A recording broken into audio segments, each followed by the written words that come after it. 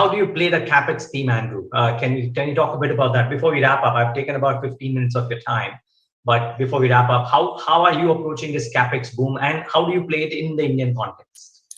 This is something that we're still doing a lot more work on, because you've got to think about, it's not the normal Capex cycle, roads, bridges, and so forth and so on. It's going to be, let's say, the semiconductor industry, right? India's short of semiconductors. It needs its own supply on the ground.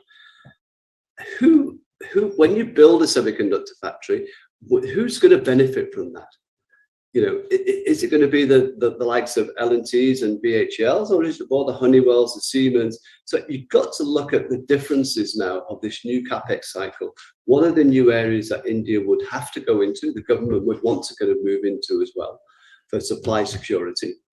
Where would companies try and say we can take advantage of that, in terms of our Capex going forward? And that's where I think the big change is going to be. Listen, if I take Ukraine, let's say Ukraine, Russia, the conflict ends. Now we know there's a huge Capex cycle, just rebuilding all those buildings. That's a normal, you could think about cement, steel, extra. I don't think this time around, it's going to be that type of a Capex cycle. Don't get me wrong, the government's still going to build bridges and do, underground rails and so forth.